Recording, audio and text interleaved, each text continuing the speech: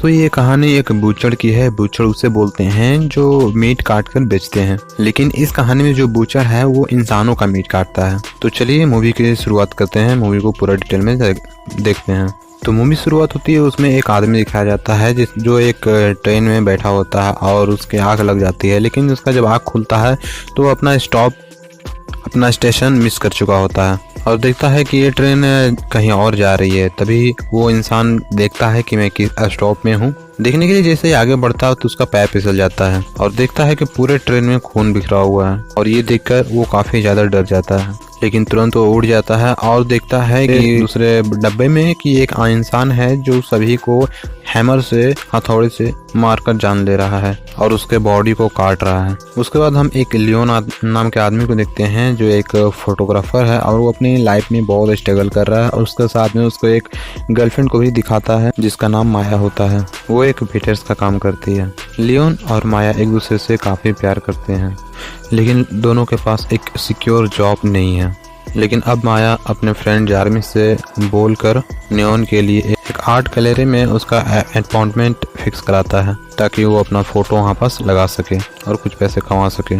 और जब next day वो आर्ट गैलरी में जारविन के साथ पहुंचता है तो हम इस गैलरी की ऑनर को देखते हैं जिसको नियोन का फोटो कुछ खास पसंद नहीं आती है और वो नियोन का फोटो देखकर वो बोलती है कि तुम्हें थोड़ी देर और वेट करना चाहिए फोटोज खींचने के लिए, तब तुम्हें एक परफेक्ट फोटो मिल पाती। सभी फोटो को रिजेक्ट कर देती है और बोलती है कि तुम एक और अच्छे से फोटो खींच कर लाओ, उसके बाद मैं तुम्हें एक अच्छी जॉब दे सकूंगी।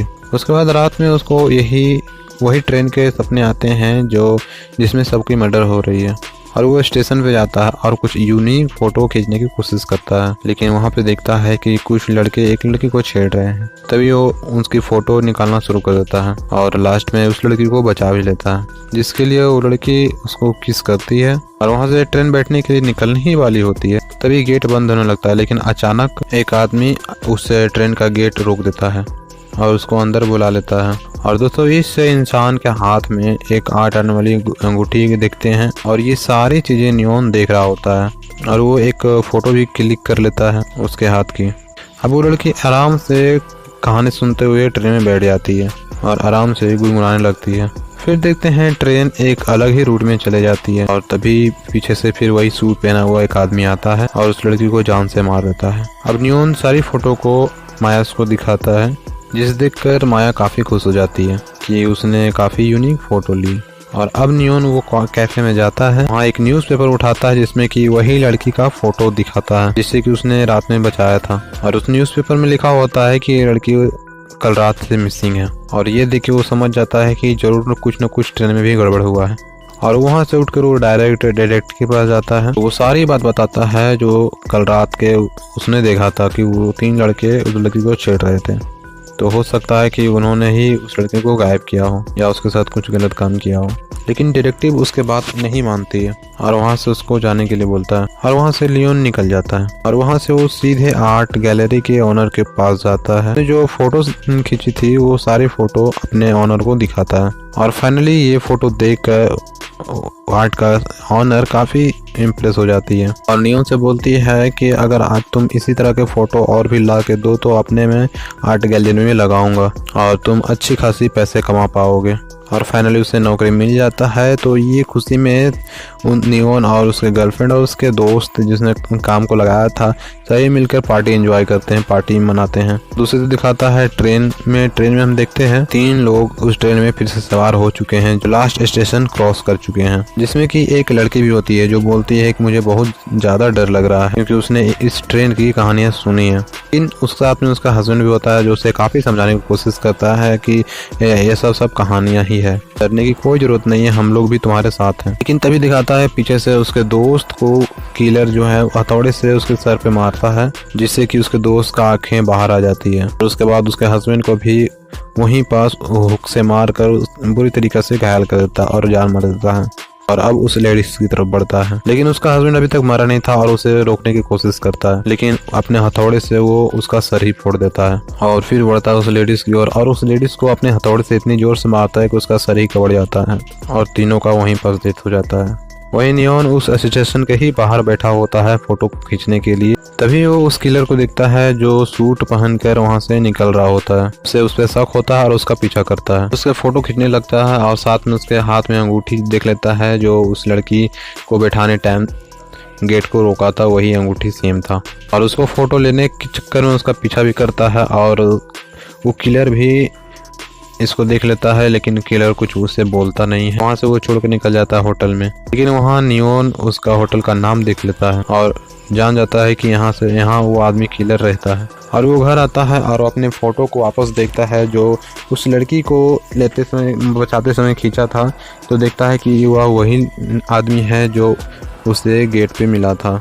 और नियोन को उस आदमी पे शक हो जाता है कि जरूर इसी ने ही उस लड़की का मर्डर किया हो। लियोन अपने फोटोग्राफी का जॉब छोड़कर एक डिटेक्टिव जैसा जॉब करना शुरू कर देता है। तो वो देखता है कि किलर एक मीट फैक्ट्री में काम करता है। रोज रात को वो सबसे लास्ट वाली ट्रेन पकड़ता है और उसी के साथ नियोन भी उसको पीछा करता है। और वो जब साथ में उसके पीछे चलते हुए उस ट्रेन में एंटर करने की कोशिश करता है तो एक पुलिस वाला उसे नियोन को रोक लेता है और कैमरे से फोटो खींचने के लिए मना करता है। वहाँ पे से वो ट्रेन मिस कर देता है, वो उसका पीछा नहीं कर पाता है। फिर से ट्रेन में किलर सभी को मारने लगता है, लेकिन तभी दिखाता है कि उस किलर को भी पेन होने लगता है, दर्द होने लगता है और मुंह से खून की उल्टियां होने लगता है। इसी का फायदा उठाकर एक आदमी उठता है और अपने जेब से चाकू निकालकर उस किलर पे हमला कर देता है। तभी दिखाता है कि ड्राइवर ये सब इसका बाद किलर का आवाज़ सुनकर वो देखता है कि किलर को मार रहा है। यानी कि यहाँ दिखाता है कि ड्राइवर भी किलर से मिला हुआ होता है और ड्राइवर यहाँ से एक गन निकाल कर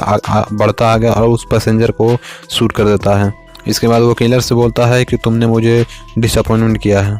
और इस जगह पता चलता है कि ये सभी का बॉस ड्राइवर ही होता है। और यहाँ पास उस किलर का भी नाम पता चलता है जिसका नाम होता है महागनी।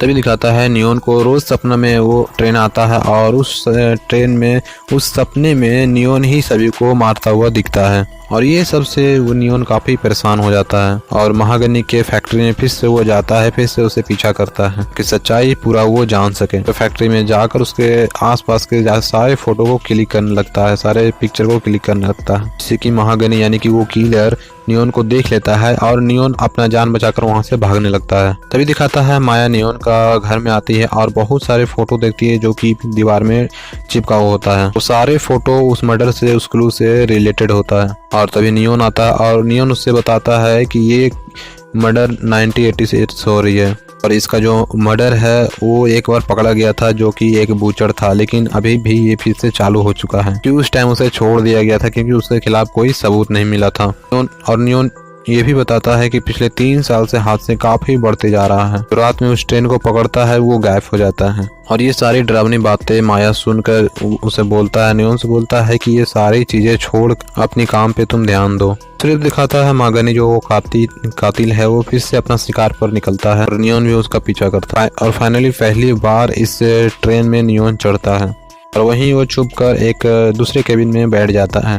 और जैसे ही महागनी उस दो व्यक्ति को अपना हैवर से मारता है तो नियोन तुरंत फोटो खींचना शुरू कर देता है। उसके बाद हम देखते हैं महागनी जिस इंसान को मारता है उसका कपड़ा सभी उतार देता है, प्लस उसका दांत भी तोड़ देता है और लास्ट में उसके बाल भी पूरी तरीके से काट देते हैं और सभी बॉडी को कंप्लीट क्लीन करके एक हुक में उसे सभी को लटका देता है। महागनी नियोन को भी देख लेता है जो कि फोटो खींच रहा होता है और महागनी नियोन का पीछा करना शुरू करता है और उसे पकड़कर उसे बेहोश कर देता है। लेकिन जब उसका आँख खुलता है, नियोन का आँख खुलता है तो वो देखता है कि वो भी एक हुक से लटका हुआ है। तभी वहाँ पर दिखाता है कि वहाँ कुछ क्रिएचर आते हैं और नियोन का पीठ पर एक टैटू बनाकर चला जाता है। नियोन बेहोश हो जाता है। तभी दोबारा नियोन का आँख खुलता है तो देखता है नियोन एक फैक्ट्री में है और वो बच जाता है क्योंकि वो किलर उसे छोड़ देता है। और वो देखता है कि मैं बच गया हूँ और उसे दौड़ता हुआ भागता अपने घर आता है और सारी कहानी माया को बताता है, अपने गर्लफ्रेंड को। लेकिन नियोन के पास कोई सबूत नहीं होता है क्योंकि महागनी है उसका कैमरा छीन लिया होता है और माया को इस बात का विश्वास नहीं होता है। तो वो कंफर्म करने के लिए महागनी के होटल जाता है, महागनी जहाँ रहता है उसके घर जाता है अपने दोस्तों के साथ और माया उस महागनी का घर पहुंच जाता है। तभी देखता है महागनी उस रूम में नहीं है और उससे कुछ औजार वगैरह देखते हैं जिससे कि इंसान को काटा जा सकता है और उसे एक डायरी भी मिलता है। तभी वहाँ पास महागनी आ जाता है और उस डायरी में दिखाता है कि 2019 से जो भी जितने भी मर्डर हुआ है सभी के बारे में वहाँ लिखा होता है, किसका मर्डर हुआ, कितने टाइम में मर्डर हुआ और